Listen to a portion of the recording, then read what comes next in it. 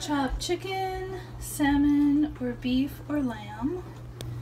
Chop it up and cook it in the skillet. Chop the chicken up very fine and put some olive oil. Use a pinch of salt, a pinch of turmeric, a pinch of cinnamon, some ground coriander, ground garam masala, and a little bit of cumin, salt, and a little bit of turmeric. About a half teaspoon of salt, about a teaspoon of turmeric. You're going to want to add some cinnamon, about a quarter of a teaspoon of cinnamon, and some garam masala, about a tablespoon of that.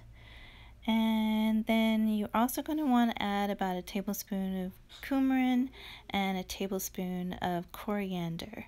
And those are ground cumin and ground coriander. Keep stirring and frying up your chicken. And it should be nice and brown and well cooked. And then you're going to want to chop up some fresh vegetables, some onions, some lettuce, tomatoes. You can add chopped radishes or cucumbers. There we have all the vegetables chopped up, and like I said, you can use different things like carrots, cucumbers, radishes, whatever you like. This is what I usually put together. You're going to chop some cheddar cheese or any other kind of cheese that you like. I like cheddar. And pick your favorite salad dressing to go on it. I have this, or ranch. I use ranch. Some chicken in the middle, and then we're going to put the vegetables on top. I've got 2 kinds of onions on there. Now I'm going to put the lettuce and the tomato.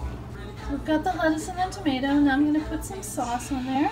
There, we just topped it with some cheese and some salad dressing. Now we're going to fold it. Okay, I just rolled it and I folded in the ends. Just tucked them in like that. And now I'm going to cut it in half. And there's your shawarma.